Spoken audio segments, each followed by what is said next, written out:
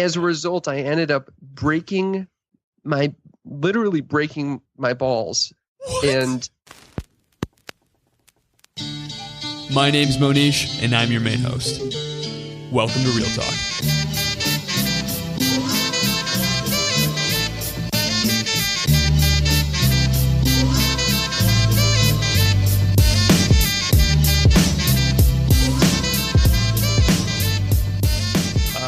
Yeah, dude. Start now, but I'm a little sick. But I'm gonna go live. This is one of our best shows. I mean, this is a hands down one of our most ridiculous and best shows. On the show, we basically deconstruct sex and confidence. And yeah, I talk about the research, but we really go deep into what confidence means in practical terms, how to get it, and we also deconstruct sex. And I think that's all you got to know about that. For this intro, we have the man, the myth, the legend, Jeremy Potter. Jeremy, how do you know the interview guests, Cam and Karen Potter? Well, we have the same last name.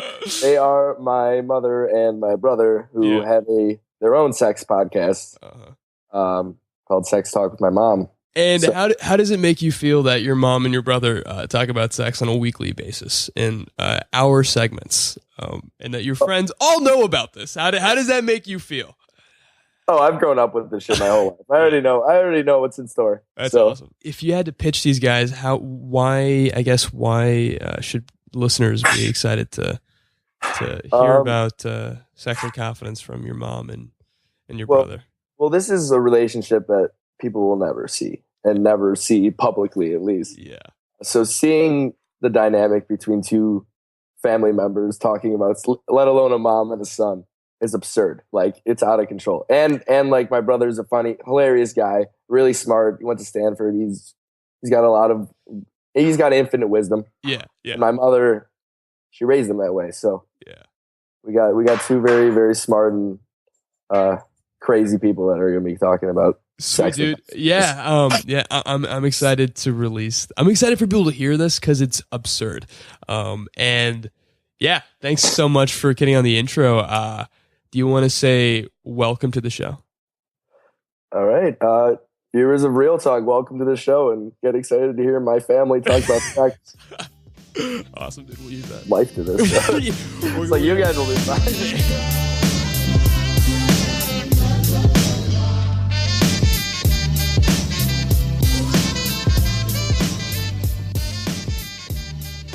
are you guys drinking alcohol? What's going on? Is that tea? I'm getting hammered, Cam. It's green tea, dude. It's green tea. How Cam feels about alcohol lately. Yeah. Cool. Cam, so are you recording? You're all good? I'm recording. We're good. All right. Let's get into it. I wanted to start off by saying that if I say the word penis in a 10-mile radius within where my mother is, she just immediately starts crying. How do you guys talk about sex so openly as a mother and son duo? She actually cries? No, I'm kidding.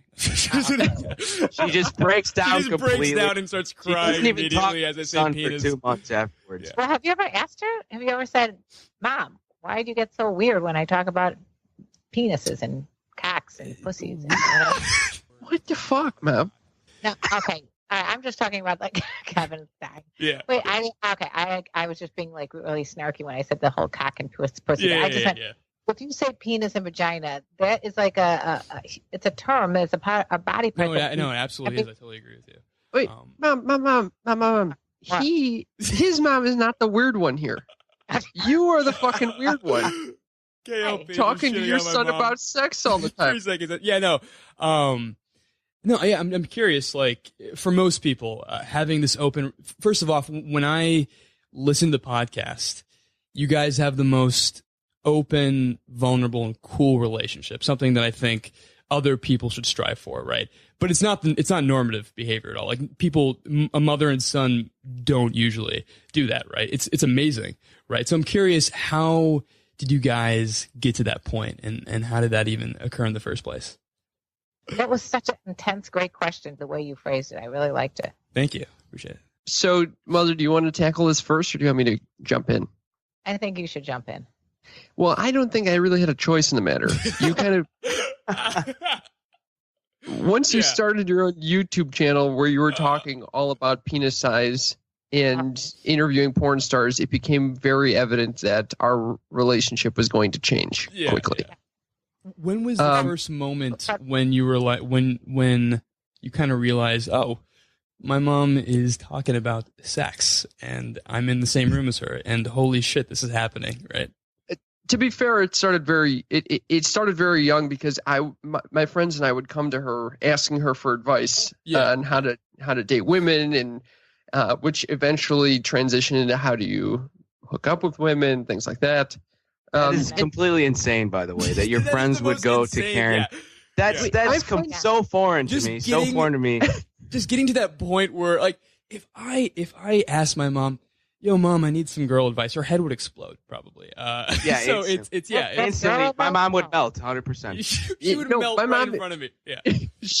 My mom would, she would ask for the stories. She wanted to know when we were hooking up with people. I mean, at first it started probably with my friends just telling her about their sexual adventures. More that than you personally, I think. Right. You basically weren't having any. What kind of KLP putting Cam on blast? Okay, blasting over here.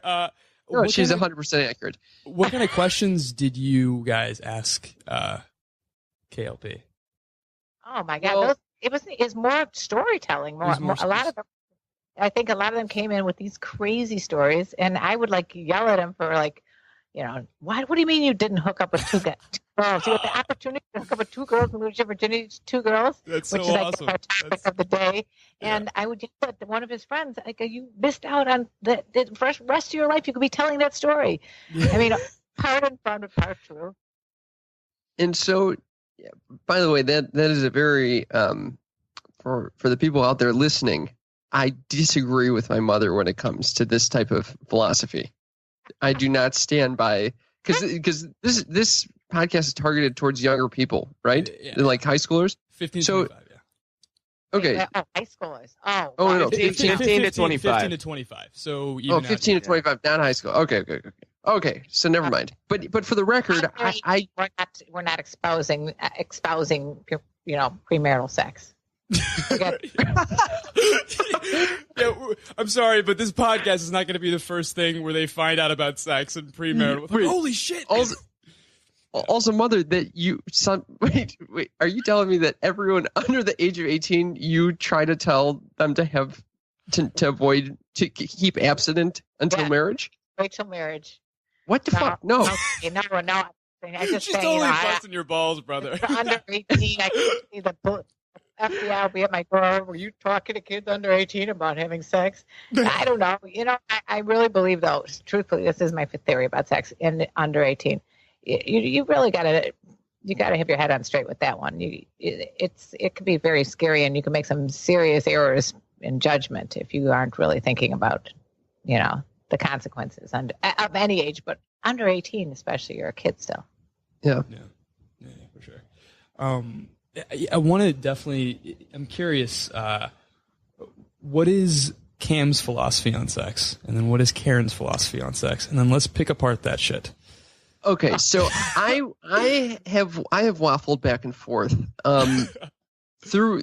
I think growing up, I often took when I saw, and I think most kids do this, where you just take what everyone else is doing and assume that that's right, and however you're feeling is got to be fucking weird or wrong if it's any different than everyone else. Yeah. So, I felt pressured to have sex as many times as possible. Of course. Yeah.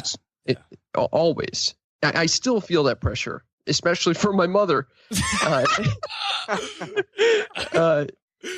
And it takes a lot of strength for me to say, listen, I don't like one night stands. I know that guys are supposed to fucking love that shit, but I've had them and it's fucking awkward as shit. Yeah. You're like in the morning, you're fucking sitting next to this stranger. There's semen everywhere. There's smells like shit in the bed.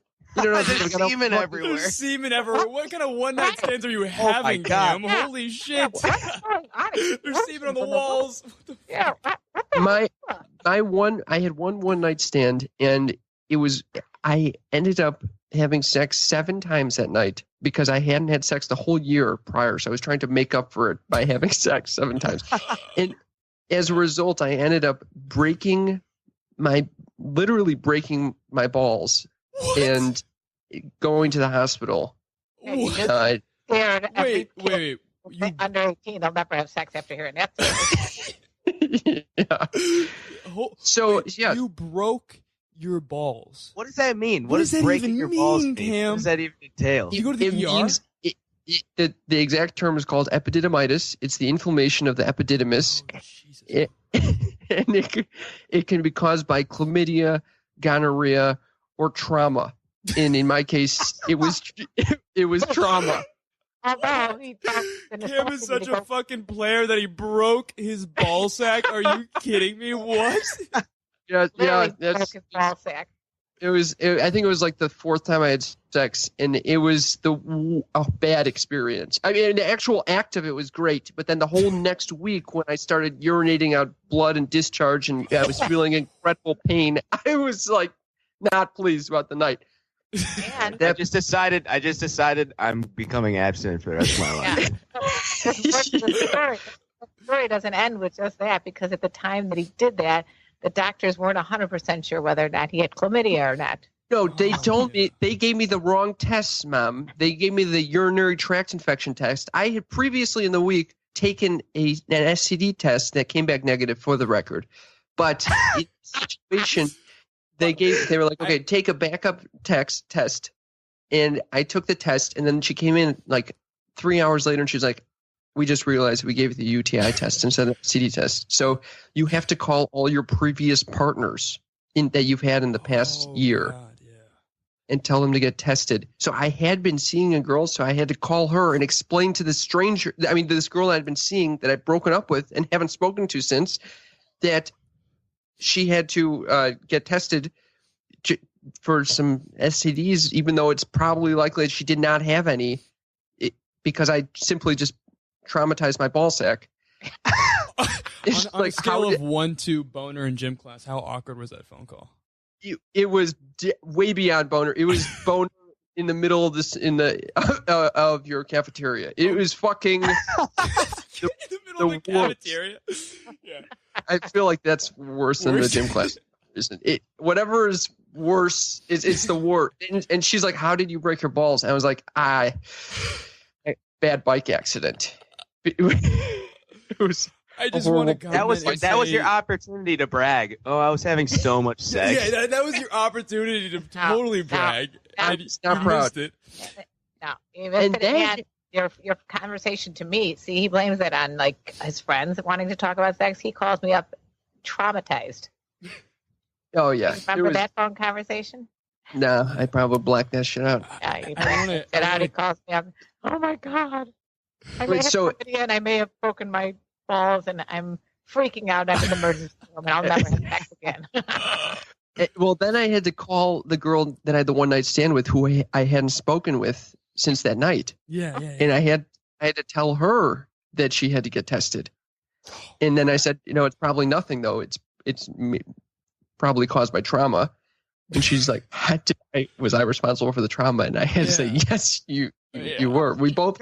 Yeah, I thought she bit you too. Didn't she bite you? No, you're making this shit up with you always talk about how she bit my dick and no.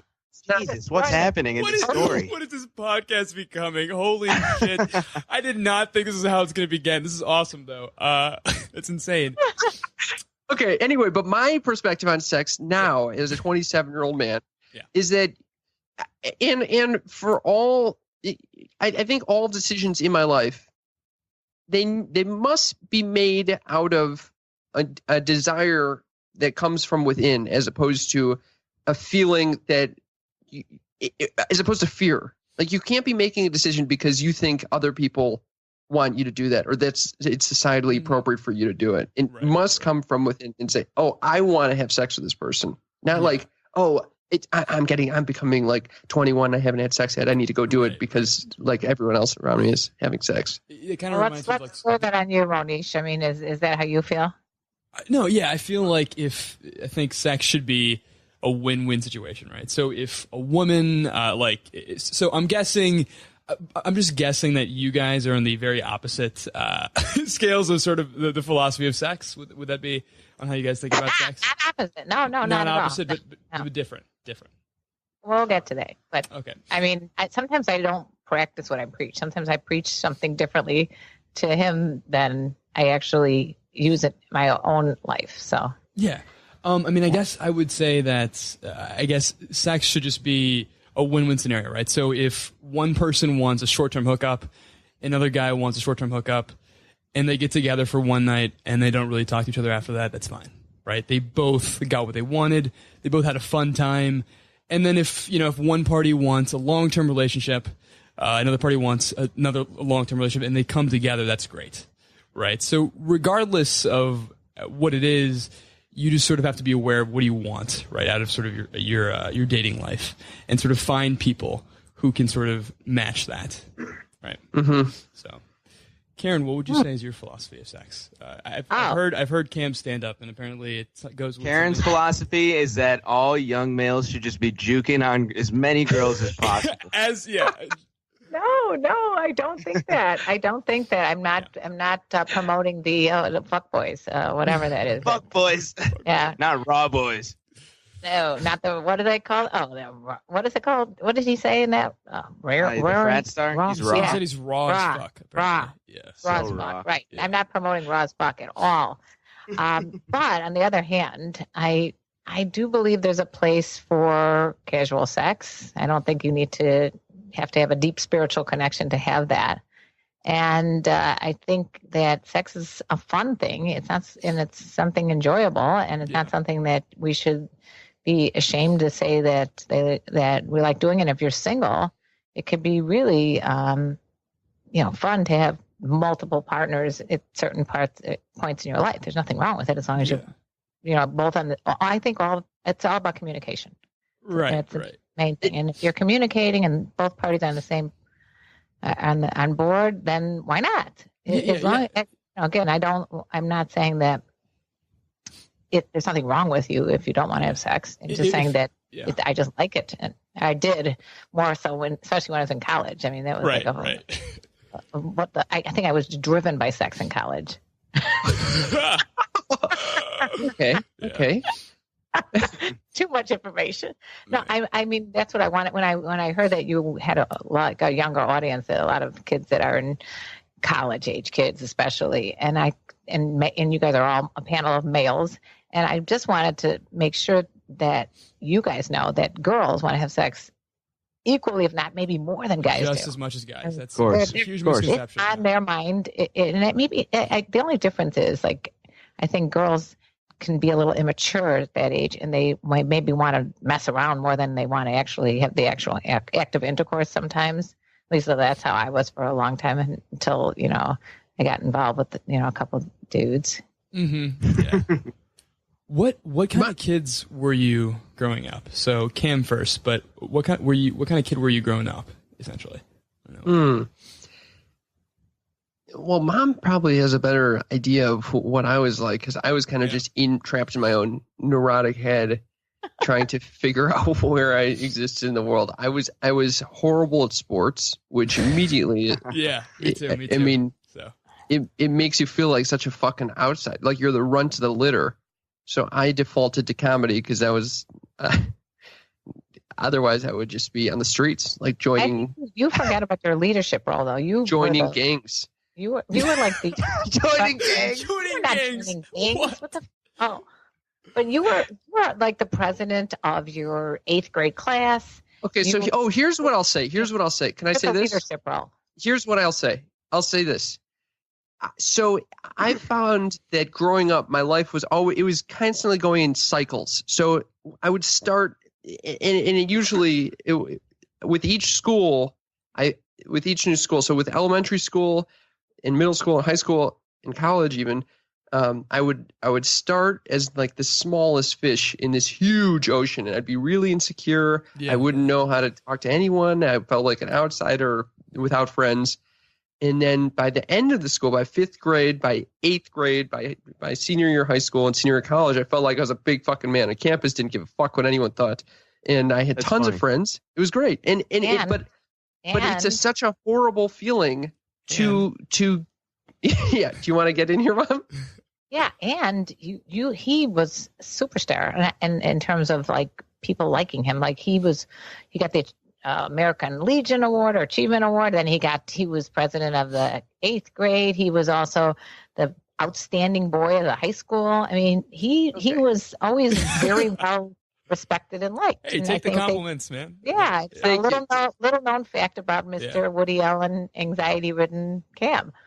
Well, so it's what I noticed though, it's an extremely uncomfortable experience to go into a new situation after you've become so accustomed to your prior situation. So like high school to college was a really tough transition for me because I left a big group of people. I wasn't a big drinker at all.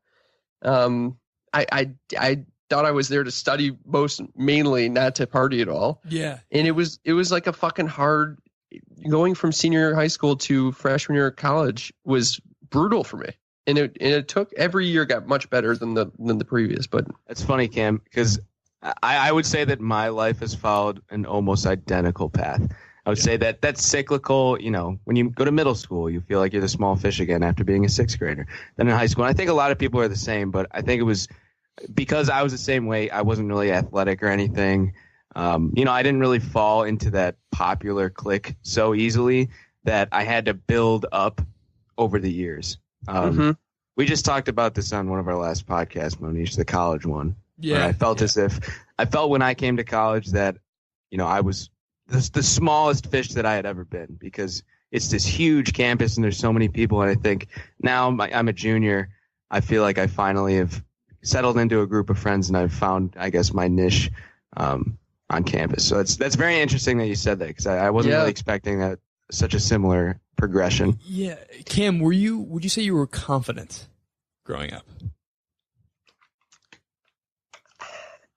Mom and I have discussed this a few times. I'm confident in certain respects. So like with an understanding for myself, I'm very confident. But sometimes when I enter a social situation, that's new to me, it sends me back inside. It makes me very internal. Right. And certain respects, very confident. In other respects, like not very confident. So for you, with women, not very confident. Yeah. So confidence is very domain specific for you. So when you're in a domain specific, love that. Mohnish is gonna be saying words and phrases you've never even heard before. It's love that. Domain specific. Right. Yes. So what domains, I guess, in your life would you say that you are? So when we were on the phone, you were very conversational. You were very fun to talk to. I'm guessing talking to your friends is something that comes along really easily, right? Or would you even there, I think I'm constantly I have a lot of anxious thoughts about whether most of my anxiety comes from interacting with other people. So if I ever feel like I'm not being generous enough for another person, or I'm letting or if I'm letting someone walk all over me, or if I'm not being kind enough, these are the types of thoughts that can really drive me up the fucking wall. So even with close friends, I could experience a lot of anxiety, which is another way of saying I'm not feeling confident in my behavior. I got you. Do you feel competent in just conversational ability? So do you have inside your head, do you feel like just talking, right? You're a stand-up comedian. So I feel like part of that is that you have that, you feel like you're competent in some respect, right?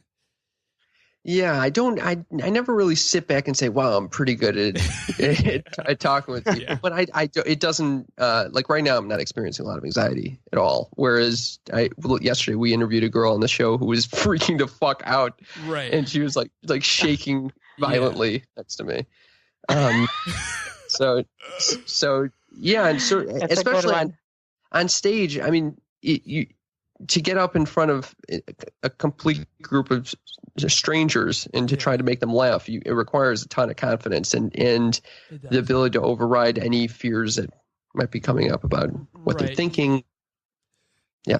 part of me is thinking. So there's a lot of sort of really cool research on confidence, but I think the big misconception is that a lack of confidence is a bad thing. Like it can make you feel bad, which is obviously you don't want to feel bad, right? But a lack of confidence is actually extremely deeply ingrained in us and adaptive, in the sense that if our ancestors were confident about something they were not actually competent in, they would get killed in the fucking savannah, right? Because right. So for me, it's like I think that the fact that you're really competent on stage, correct? You would say you've done stand-up shows, right?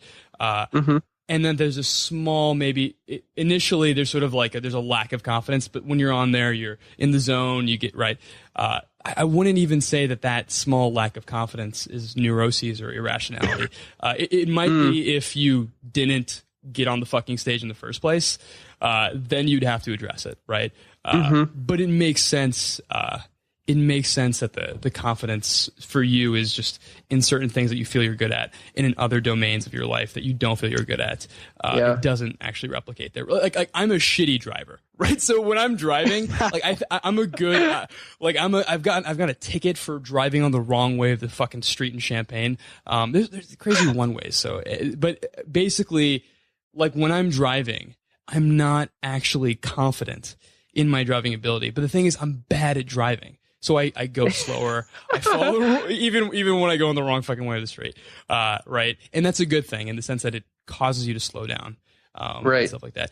Karen, I've listened to most of the podcasts. You're like the most confident woman I've listened to, and it's amazing to listen. It's awesome. Have you always been Mrs. Confidence, or no? Opposite. I was shy. Shy. I grew up like the kids would steal my pail and shovel in the playground, and I was very shy. I was so shy that one year when I was in preschool, I just told my mother I was in the audience instead of being in the play. I mean, I literally was scared to death. But I think, looking back, I think I got a lot of confidence from being in theater. I was also in theater. I was not the star. I was like the O-seat or broom. I mean, I was like nothing. I was the tree. But as far as my confidence level, it really, I was thinking about when you guys were talking, like when you walk into like a market research group, the next thing you know, I find myself taking over the room.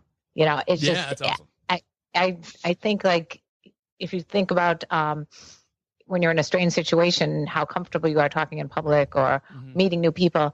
Again, having experience after experience of positive interactions makes you more and more confident. Yeah, right. And so I've had a series of experiences over my life where I've, been getting positive reinforcement for any kind of confidence, whether it be looks or whether it be my personality. It's certainly not my athletic ability at all. It's not my driving ability at all. It's not my sense of direction, and it's not my patience. I have definitely a lot of faults. I'm not like one of these people that just like I'm a great person, but when it comes to like how I feel about myself in general, I would rate myself pretty high on a scale of 1 to 10. Yeah. Yeah. No, the cool thing I think about you is I think the magic sort of happens on a meta confidence level where you've done, I mean, you've lived, you've had a lot of experiences, right? You've done a lot of shit in your life, right? And you come up with a book, which we'll plug the mother living shit out of at the end. You've got you've got a podcast, you've got, from what I hear, a great spouse or partner, person, and you got a great family, and you get cool experiences. And those are sort of the foundation of that confidence, like in multiple domains of your life. You've done well. I think also a big element, a white elephant in the room or whatever, is that my husband was tragically murdered. Yeah. And that basically, whatever normal life I had shook me so upside down that I landed on a different planet and adapt. I had to adapt to that new life. I am the glasses 3/4 full. I'm not even like, half full. I'm like 3/4 full. So like if I have an experience like that tragedy, I turn that into an opportunity to completely reinvent myself. And I just looked at it as, well, okay, I'm not going to be my old traditional family, which was like I lived my life for my kids, and all of them were in theater, and so I was a typical stage mom and lived my life for my kids. Literally, it was not at all based on anything about me. And then when I became this like single person, I'm like having to like put on this. I just really wanted to make sure my kids were strong, and the family stayed intact, and that we still were proud to be Poders. And little by little, it just developed into this. I don't know, this other alien invaded my body, and I became this person that just didn't give a shit anymore. Because when something that tragic happens, the ththings that you cared about so much before and what people think, I don't give a fuck what people think, because I was this typical suburban mom living in the suburbs of Chicago, and then I became this like wife of someone who's been murdered, the widow, and then I decided I'm going to be a cougar. Right. Yeah. That's the essence of the book. Okay, so you had this extremely traumatic experience. Afterward, you kind of got into a growth mindset, essentially, right? Is that you were like, how can I better my family, right? How can I strengthen them, right? And you took specific actions in order to strengthen the family, strengthen your kids, strengthen your own life, right? Oh, I ran a construction company. I had no idea what I was doing. Yeah. Zero. I was a video editor, and I made small creative projects on video. And the next day, I'm running a construction company that literally it would be like taking like a trained monkey and putting him into a construction company. Yeah, it's insane. Yeah. I guess you did all those things like the construction company, and you went out of your way to improve situations in your life, right? Because you want, right? Other people be hiding under the bed. I was like, no, not only am I doing all that, I also wanted to have a social life for myself. Right. I wanted to do single friends. I wanted to go out and party my ass off. I wanted to go meet men. I mean, there was a whole realm of things that were going through my head. So I decided in the midst of that I had to sell my house. I had to move into a house completely under construction, living in a basement with Jeremy. Yeah. It was a nutty time of my life. Very, very unstable, erratic, but adventuresome. Do you think those laid the foundation for the confidence that you have today, or just about your life in general? If I could do this, anything's a piece of cake. Can I weigh in here? So earlier you were talking about how your confidence developed over time because you entered a social situation, you received positive reinforcement that kind of fed on itself, But what you're describing now is a bit different, which is that, and it's something that I've experienced as well, which is another way to gain confidence is to go through a failure or to go through a hard time and come out and still survive. Right. So the thing is, like the research is, I think, pretty clear here.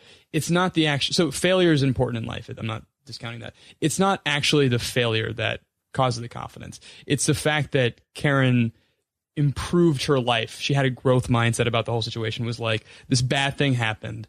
What's the good that I can bring to the table here in spite of that, right? And it is that action, right? It is actually the specific actions of bringing good, instilling all those things that brought the confidence, right? So the thing is, though, if you're on a bar and you're a guy... Can I interrupt 1 second? Yeah. I'm going to get rid of my therapist and just have you, because you just nailed it. Thank you. Thank you. I'm going to have to take my jacket off.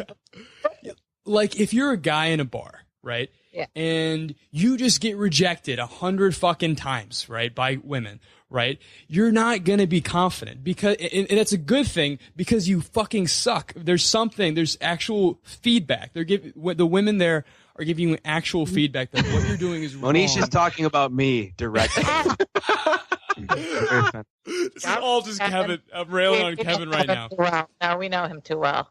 Yeah. He's got right. So so it's not actually the bad thing. It's in spite of the bad thing, when you find success, or you basically. So it's, the clinical term is sort of competence, right? It goes competence first in a domain, and then the confidence comes back to that, right? So say I want to get... And also positive experience. Like, for example, what you said about walking up to 10 girls in a bar and striking out. But if you end up striking gold at number 9, you may have a great experience with that, and then all of a sudden you're going to be a confident person. So it's kind of like a numbers game in that respect. Yeah. So like, again, the more positive, like when you see a positive experience, that's literal feedback to your brain that, hey, you are getting more competent in this area of your life. And confidence kind of lags. So you can be competent in an area and then the confidence kind of comes later. It's much slower. But yeah, absolutely. If you have a good experience, that's real feedback that says, hey, I'm competent in the area, then the confidence sort of comes behind that. So. Yeah, I think it's harder now than ever from what I went to this great love debate, and what does that even mean? It's an event that is going around the country, and men and women talk about love and dating and online dating and the way the roles have changed. And I think one of my takeaways from it was how men's and women's roles have kind of like blurred a little bit, and whereas it was very defined when I was growing up. The men do this and the women do that. And now women are so independent and they're strong and they kind of don't even like quote, need a guy, supposedly, So I think and then men like, well, what do I pay? Do I not pay? I think it's harder for men than it was when I was younger. Yeah. You guys feel that, but I'm not, I don't even know if I'm describing it properly, but I think it's a tough, it's tough in this generation for guys to know their role because there's a lot to be needed. Yeah, there's a lot of confusing messages from media, from social commentary on what is a man's role and what. I think we can bring up what Cam was talking about earlier, where there's that cultural narrative that guys are supposed to be the ones that are like hooking up with girls all the time and they love one night stands and stuff. But there's so many guys out there that don't like them. Cam, you hate one night stands because you break your ball sack every time you have one. If you're just constantly breaking your ball sack every time you have sex, then no wonder you don't want to have a one night stand. Yeah, exactly. You can traumatize the poor kid. Yeah, I'm the same way though. I mean, I don't really. It's not like I would go out of my way to avoid them, but I would not prefer a one night stand either. And I think it. I prefer relationships over. Yeah. Yeah, of course. Well, not of course. A lot of people don't. A lot of people are the typical guy who's supposed to go out and have one night stands. But I think it kind of makes it more difficult for the people like, maybe Mohnish, you, me, and Cam, who are not so keen to just be having one night stands all the time, because it makes us feel like we are lesser because we're not engaging in that behavior all the time. And Cam, I think you've talked about that several times on your podcast. I mean, this is something I'm constantly in battle with. Right. It's how do I feel versus what society's telling me, and to stand on my own, to be open to what society's telling me and still say, I hear you, I'm sticking with my guns. That it's a hard thing to do, but it requires. If you want a medium-term, long-term relationship, and that's actually what you want, then you have every right to stick by that, regardless of the cultural narrative that's surrounding you. Right? Do you remember that old man, Cam? That when you were in Spain or somewhere, 95-year-old man, he put pressure on you. The 95-year-old man goes. It's gonna be like a nice story about how he told you to be himself, and he. I literally asked this guy, hey, do you have any advice? You're pretty old. Do you have any advice for like your 22-year-old self? I need advice. And he goes, if I have one, I don't know what this guy's accent is. If I have one advice, it's to say, use your penis before it falls off. This guy's a fucking clown. Oh my God. I know. He kept smoking cigarettes in this restaurant, and the waiter kept having to tell him, "You can't smoke in this restaurant." But that impacted you, though. That's a guy who said to you, make sure to take advantage of your youth, right? I know. So then I have to walk around with. Yeah. Now I walk around with this fear that I'm gonna fucking one day I'm just gonna look down, and it's not gonna work anymore. So you better take advantage while it works. Yeah. Well, no, it's crazy that you talk about sort of the pressure to basically fuck anything that moves, essentially, that guys give on other guys. It's crazy because when I was growing up, I was basically, I didn't have any sex until I turned 20. So I was a late bloomer.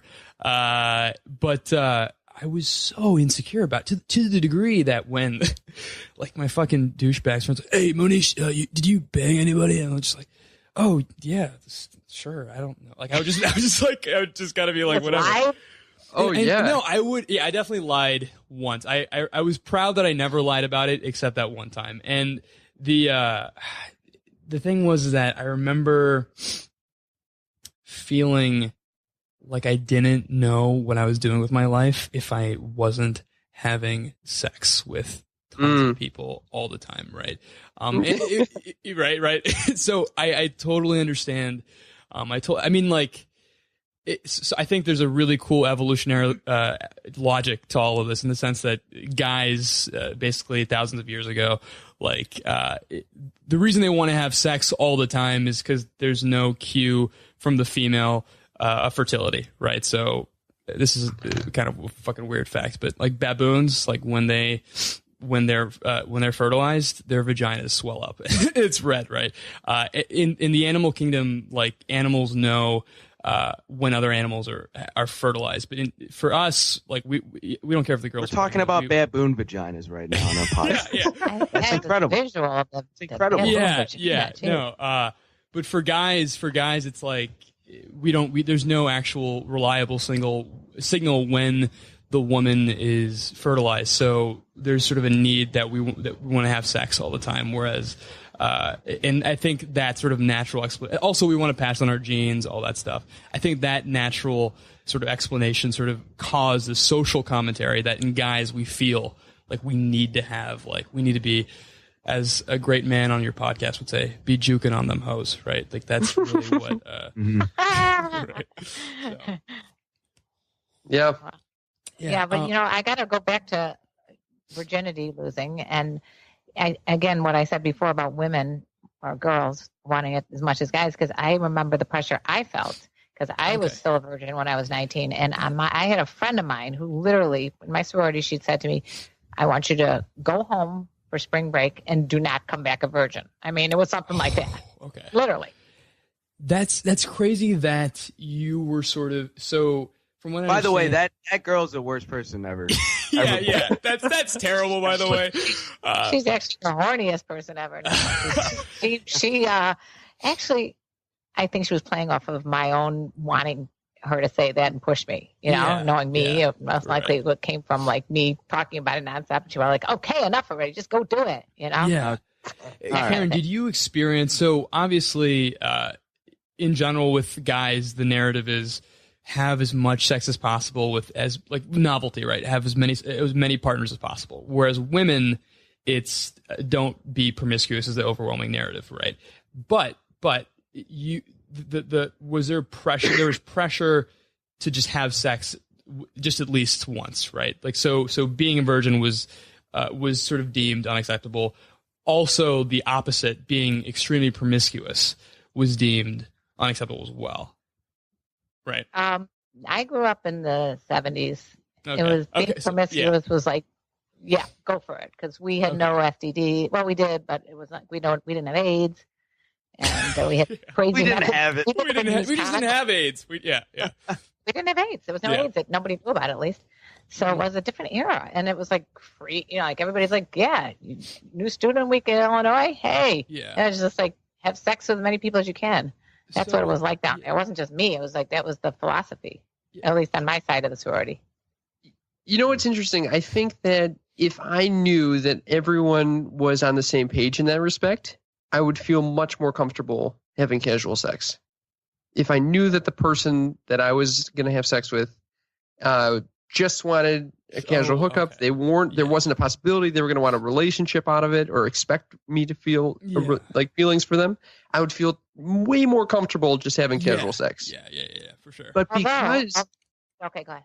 But because there, I just assume always and it's probably because I've kind of dug myself into this trench where I'm kind of like the nice guy. Girl's gonna come after me for my monster cock. They're gonna come after me because that's what we assumed, Cam, that girls were coming up for you for your monster cock. Holy shit. Yeah. So right, because because I play that role, it seems like all the girls that want to be with me always want a relationship with me. They're not wanting to just have a one night stand with me, and then it creates it makes me feel guilty if I just want a one night stand or casual sex with them. Yeah. It's weird. So curious so you're saying that so you do want short-term hookups, but the anxiety that it produces, the situations you have to put yourself in, and the sort of the lack of knowing is what's stopping you. Yeah, exactly. Would you say those are bad reasons? Because it seems like you want, right? It seems like you I want. I don't have a strong desire. I think that desire to have like casual sex all the time is kind of waned for me. Uh-huh. But I think in the past when I was much hornier and was like, I think I would have wanted to have more casual sex had I known for sure that the girl was not going to want a relationship out of it. Okay. And so back to the sorority and the college age and all that, the girls, again, are just as horny, right? Yeah. And that's the thing.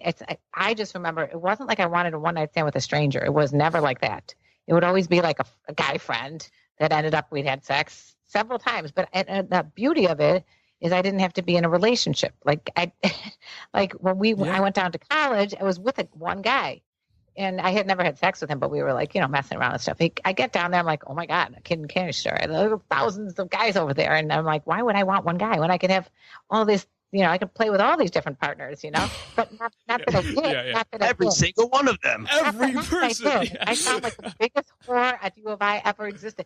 But it wasn't, literally, it was still a virgin until I was like 19 or something. It wasn't like I was describing it. But what I'm saying is it wasn't like I was picking a guy at a bar and going home with him. It was more like, oh, this guy I've been like really good friends with for a while. Next thing you know, we're messing around and, we might have sex several times, like 2, 3, 4 times or whatever. And then I'd be on to the next one without having any obligations. Yeah. And if I knew that was going to be the case, I'd be way more comfortable. I think the issue is how do you communicate that between both parties? Yes. Cause if you say, Hey, by the way, I love your company. You're really fun, but in 4 fuck sessions, we're done. We got a quota. Once we fuck 4 times, we're moving on. We're moving. Both of us are going to be okay with it. Right. Yeah. I'm curious. So just tell me if I'm going to pry at you a little bit, Kim, but it seems to me that part of you wants the short-term hookup, right? Right. But what's stopping you is the inability in the moment to decipher the situation and to be on the same page, right? To be certain about it, yeah. I mean, I could. I don't know if that certainty will ever. Do you know what I'm saying? Like, hence why I'm a fucking nervous Hilarion most times. Would you? But is that a good reason to like? So you actually want this? Like, I know you want long term, but you actually want a short term hookup. You would enjoy I would go that for experience. He wants to get his rocks off. Come on. I would go for short term, like 3-month relationships. Yeah, I would. So I was under the assumption that you just didn't want short terms because you didn't like it, but you're more I'm of a long term guy. But now I'm getting the sense that you want short term to medium term, but because of sort of the neuroticism of just not knowing in the moment and not being certain, it's just that certainty is never going to come. Do you know what I'm saying? Like there's an uncertainty at play. Right, Mohnish, I don't think I'm justified and correct in believing my thoughts. Yeah. Wait, there's more These to are just your my thought, feelings. But there's more to it, though, Cam. Is he's very nervous that some girl's going to become attached to him, and he doesn't like that obligation either. He doesn't like that feeling that he might hurt someone's feelings. I think that was driving you a lot before. I don't know if it's the same now, but No, you're absolutely right. When I described earlier where my anxiety comes from when I'm feeling lack of confidence, it's this exact thing. that you're afraid that the girl's going to become attached to you and you hurt her feelings? Yes. The feeling of hurting someone else is a horrible feeling. And even if they're unjustified in feeling that, the fact that they're experiencing it makes me feel bad. Okay, that's interesting. So we, I think I'm in a very similar place as Cam, Mohnish. Would you kind of, based on how he's talking, and obviously I've been shitting all my thoughts out at you over the past few weeks, would you say Kevin, that? by the way, just sends me novels in text formatting. It's insane. Yeah. I would say that Kevin. It's like with me and Cam, we have these thoughts and these anxieties about like, oh, okay, so maybe there's a girl that I do kind of want a casual relationship with, right? Mm-hmm. But I'm afraid that she's going to become too attached to me. I don't want to hurt her feelings. I don't want to cause any drama, that sort of thing. But that being said, I know that it's like I know logically what the right course of action is, but my thoughts, my anxieties, my deep-seated emotions are preventing me from, I guess, moving in the right direction. Yeah. And I think that's kind of where Cam is too. Bingo. You know that the girl is a big girl, and she can get over it. Yeah. I mean, as long as you talk it out with her, like, hey, you know, like this is going to be. This is what I'm really like you a lot, and I'm very turned on by you, and I think we can really make some beautiful music together. Don't say that. So, I just wrote that down. I'm going to put that on a fucking plaque. Let's make some beautiful music together. Put it on my wall. But this may not end up in a marriage, okay? You know, it's somehow or another, if you tactfully say something like that, and so you're both on board, then it's cool. Especially if you're like good friends with someone and neither of you in a relationship and like, hey, you know, like, why don't we do this? Because that's the whole dilemma again is, can two heterosexual single people be together and not have sex? The thing is, you don't, you know, for Kevin, you don't know what she wants until there's a communication that sort of confirms that, right? And obviously there's cues that lean toward, right? If a woman is, you can find her in bars more often than in social groups, then she probably is looking for a hookup, though you shouldn't assume shit, but just those are cues, right? But the thing is, though, you have to communicate like, hey, you know, I'm just thinking, I just want to have fun. I want to meet new people. If you don't want to be chained down, and if she doesn't want that, if you guys want two non-compatible things, that first of all needs to be communicated, and you guys have to have that discussion in the first place, right? Right, and I think it's just we're being held back by a fear of that discussion going south. Yeah. Ding, ding, ding, ding. It sucks, right? Yeah, exactly. That's it. It's also recognizing body language. If you guys you don't have to have the discussion if you're really a good student of body language. Don't give me this shit, mother. You were No, don't give me this shit. The last week's podcast, I thought this girl was entirely into me. No, you didn't. She friend zoned me so fucking hard. Okay, are you forgetting about? Oh wow! Have I been in that situation? No body. No body. Of course, there are body. Got no indication from you that there was any body language going in a non-platonic way. Okay, but I was receiving it from her that she wanted something more, and I was absolutely wrong.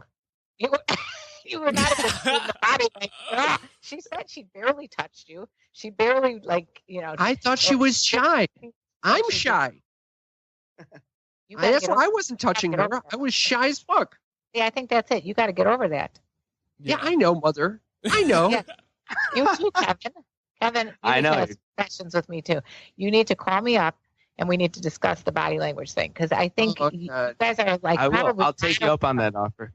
And when I say body language, not just what she's doing to you, but you got to like move in her direction a little bit. I was thinking again about like the guy I lost my virginity to, which I knew was the topic of this conversation. So I was thinking about this, and he had so much freaking confidence. It was unbelievable. Now I was a freshman and naive, maybe a sophomore, somewhere in there, young. But he had, I don't know how, I'd love to call him up and say, how did you get that confidence? Because every girl wanted to have sex with this guy because he was like, even I wanted to have sex with that guy too. So, yeah. I want to have sex with him right now. Yeah, I'm actually texting him right now. We're gonna meet up later tonight. Doubtful. But the thing was, it was like a known fact that like literally all the girls wanted to have sex with him. He had what's called bedroom eyes. Bedroom eyes. What the fuck is bedroom eyes? It was an attitude. It was talk about a confidence. Talk about like he had this power over women at a young age. I wonder how you get that. Mm-hmm. Can I say one thing here? So yesterday we interviewed the girl that friend zoned me really hard. It was really? we went on our second date, what I thought was a date, on Saturday. On Sunday, I asked her to be on the podcast because it was very evident that she just wanted to be friends. And so we interviewed her the following day, which is Monday. Okay. Right. So yesterday, and just going through that experience of having that discussion about, hey, I wanted to date you. You clearly didn't want to date me. This is what I was feeling when you were saying this. She was like, this is what I was feeling when you were saying this. Just having gone through that, I already feel more confident. Last night I went to a concert, and I felt way more confident talking to girls because I was like, I just told this girl straight up that I had a crush on her that was not reciprocated in front of my mother. Yeah. And we all survived. Right. We're all fine. And you're right. It is that growth mentality. Like, you can go through this rejection and, still come out alive and unscarred. If you have a lot of hard conversations, your brain starts to think that I'm competent in having a hard conversation. The confidence follows that, right? Yeah. But yeah, it's insane. So the whole thing is, though, who you're having these conversations with. So I recommend that if you're not in a place that you want a relationship, you become friends with a lot of different girls. Just friends. No touchy feeling on it. And then one of those friendships inevitably could lead into something more sexual. Yeah. Dude, so, Cam, your situation reminds me of a quote, but it's like, basically it's a story, and it's like a man falls in love with a girl. The girl doesn't fall in love with the man. And the man feels shame for not having found love when he should be feeling happy for having gained a friend, right? So here, I think... I like that.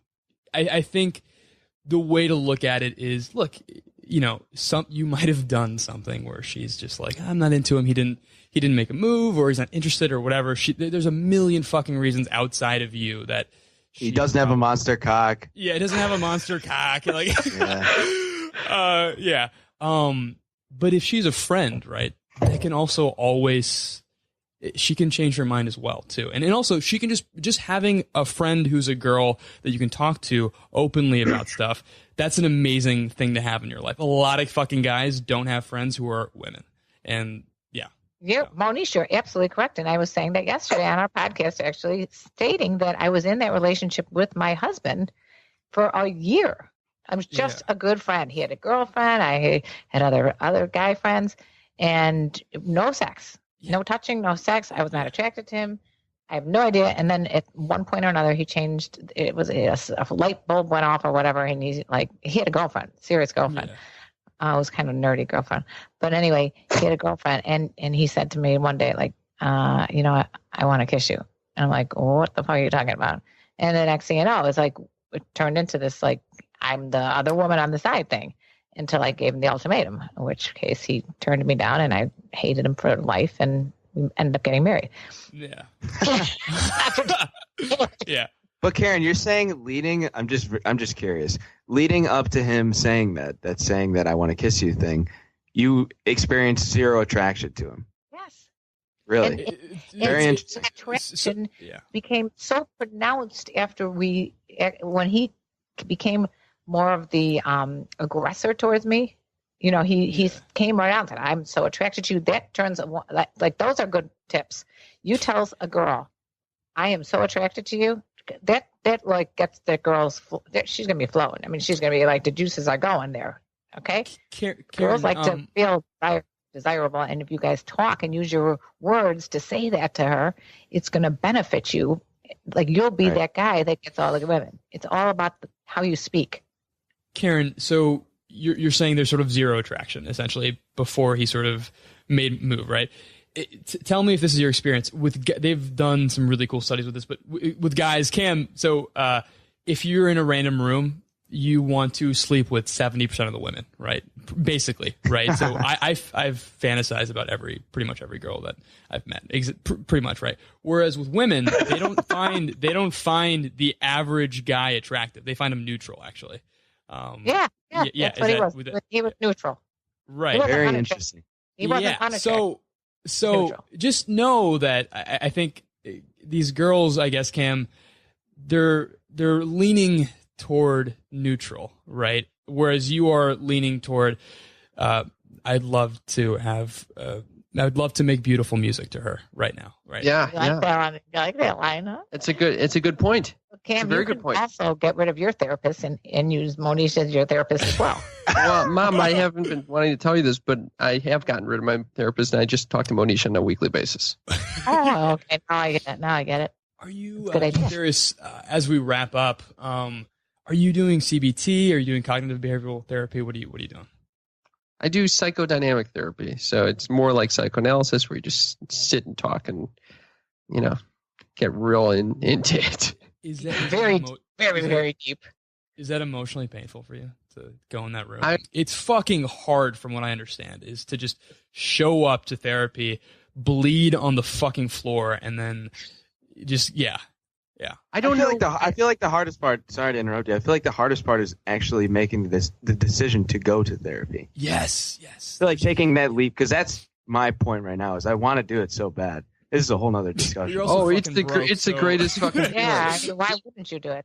It is the Yeah. greatest fucking feeling. And for someone who, I'm very interested in self-exploration and figuring out what I truly believe to be, who I truly believe I am. It's right up there with meditation in that it's like sitting there with a mirror and like. Mohnish just got a huge boner when you said Yeah, I meditation. just fuck the biggest boner Especially- in the room. You guys are in school and it's free. Why not take advantage of it? Oh, you Oh should my definitely take advantage. I mean, it's a luxury. It's not something. It's a luxury. It Yeah, really I is agree. remarkable. Yeah. Yeah, there's a wonderful book by Jonathan Haidt called The Happiness Hypothesis. But basically, the three things that actually change the neurochemistry in your brain. One is meditation. There's so much empirical evidence that meditation is fucking awesome, right? And second is basically cognitive behavioral therapy, and then third is Prozac. So if you that actually changes wiring in the brain. But no, dude, yeah, meditation is amazing. I've been trying to get Kevin to fucking get Headspace, which is an app. Oh, I've been yeah, it's trying to great. get him to meditate, but it's literally changed my life. It really has. Meditation is like a pill. Like if there was a pill that can give you less anxiety, more confidence, happier, more calm, and there's no side effects, meditation is that pill, and it's Yeah. fantastic. So And working out, I think getting your endorphins going is also a good thing to do. yeah. Well, hey guys, thank you so much for coming on the podcast. This was Yeah, thank you very This much. took a Yeah. completely Awesome different discussion. direction, by the way, than This is what the I thought it was highlight. gonna This be. is the highlight of my year, I think, for Yeah. sure. Oh Yeah. my God. So I sweet. think the highlight of He's my year such a was good when guy. Cam confirmed on the podcast that he broke his ball sack. Holy shit! That's an exclusive. I haven't even told that on Sex Talk with my mom. That's Yeah, insane. Oh, wow. We got an exclusive, We Mohnish. got an exclusive. You know what? I want to get her on our podcast. Oh, we should. Yeah. Oh my God, that will be the third time I talk to her. Talk to the- First talk to the when we woman have who sex, broke your second balls. when I had to call her and say, "Hey, you traumatized my sack," and now, "Hey, can you talk about it with my mother on my podcast?" I'm Yeah, sure it's normal. It's a normal thing to happen. If you're listening to this, sign up for the Sex Talk with My Mom newsletter. How dare you just listen to this fucking podcast and you don't sign up for their goddamn newsletter, you cock? Are you kidding me? This is terrible. God, Ridiculous. I love Mohnish. Do you guys have any plugs? I know Karen's got a wonderful book. I got a book called Cougar's Guide to Getting Your Ass Back Out There, Yeah. which does tell the story of my life, which you don't need to read now that I told it on this podcast. Yeah, But it redefines the word cougar yeah. to be a confident, older, unique, genuine, assertive, and racy woman. And I'll send a book to the studio for you guys. An autographed Studio is copy. basically just our ghetto Skype calls that we do in our college dorms. It's not a studio. One of Jeremy's friends that you probably know that went with him to Spain has not read a book in like 4 years, and for whatever reason, he decided Dale decided to I bring can totally a see Cougar's Dale Guide reading to that Getting book. Your Ass Back Out There to Spain. It was Yeah. pretty funny. We got pictures of it. And the other thing I want to plug is the Karen Lee Potter Show, which is on YouTube, and I'm almost at 10,000 subscribers.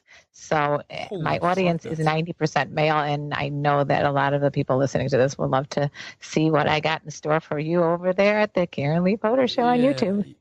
So curious. So our demographic is not cougars, right? Is there any chapters from your book? Yeah, it's just not. All right. So is there any chapters from the book that you think, or just topics you cover in the book that would be useful to someone who's 15 to 22 or 25? Yeah, there's a lot on confidence. There's a lot about, just going out back into the dating scene that would apply to younger people as well as older people. I mean, it's geared more towards people that have become, single again the second time around. But it can apply to anybody. It's about, the rating scale, or how to rate yourself from 1 to 10 in terms of your, not just your looks, but your emotions and your personality. So, yes, there's definitely chapters that I think anybody could benefit from, and a lot of Jeremy's friends have read it, and I've given so very funny good to me. That's reviews insane. on Amazon.com. So yeah, buy it on Amazon. Cam, do you want to plug anything? I just want to reiterate that our podcast, Sex Talk with My Mom, is free and available on iTunes, on the podcast app, wherever you're probably listening to this. Yeah. And share it with your friend, because we'd love to get more listeners. Dude, it's awesome. Crazy. Sex Talk with My Mom is one of the very few podcasts in which I listen to it, and then I immediately listen to the second one and a third one, and I was like, it's absolutely fantastic. It's fantastic. When I first started, recommendation by me and Kevin. Mind blown by how entertaining and insightful it was. So highly recommend everybody checks it out, because it's incredible. Kevin was like, hey, listen to Sex Talk with My Mom, and I was like, what are you talking about? What are you talking about? We're not. I immediately unfriended him on Facebook, and then I listened to the podcast, and I was like, "This is amazing. This is bomb ass dank ass." As it's bomb ass dank ass. Yeah, sure. And then I friended Kevin again. I was like, "Hey, this is a great podcast. We're friends still." So thanks for letting me be your friend after that, Mohnish. And anybody listening to this should definitely subscribe to you guys. I mean, what is the name of this podcast that we're on? She has no idea. She doesn't know what she's doing here. I gotta tell you, all I had to hear is come on this podcast, because I already knew Kevin. He's awesome. Well, Kevin has been on our podcast. That's right. We had a phenomenal discussion. Right. But we have a different name for you on our podcast? No, it was Kevin. Oh, it was Kevin. Yeah, Kevin. Anything Kevin asks, we do, because he's an awesome guy. And pleasure with meeting you, Mohnish. And I don't know the name of this podcast, but whatever it is, I think it's going to be a big hit. Real talk, mother. It's not important at all. It's just, it's fine. Hey, thank you so much. Thank you for having us. Yeah, this was awesome. But thanks you guys so much for coming on. This was so fun. This is great. Yeah. Great. I really think you guys have a very promising future. Thank you. Awesome. Really, that's awesome to hear.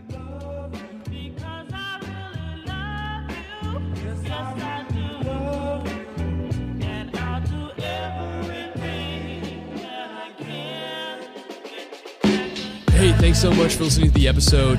We've got an incredible response in the 3 weeks that we've been up. And at the time of this recording, right now we're at 37 reviews. People say they love the podcast. They're going nuts for it. And most importantly, my mother has listened to the first episode 7 times in a row. So that's great. If you love the podcast and want to support us, sign up for the Real Talk Insider List. It's basically a super fancy way of saying email list. If you hate taking notes, love the podcast, every week we send you episode breakdowns with key insights and practical application for each episode. Really cool. Sign up for it at realtalkstudio.com/insider. Special thanks goes to my wonderful sister Vishali and my lovely girlfriend Justine for helping with content and feedback, Kevin for co-hosting, and CJ Beats for the music. This is Real Talk, signing off.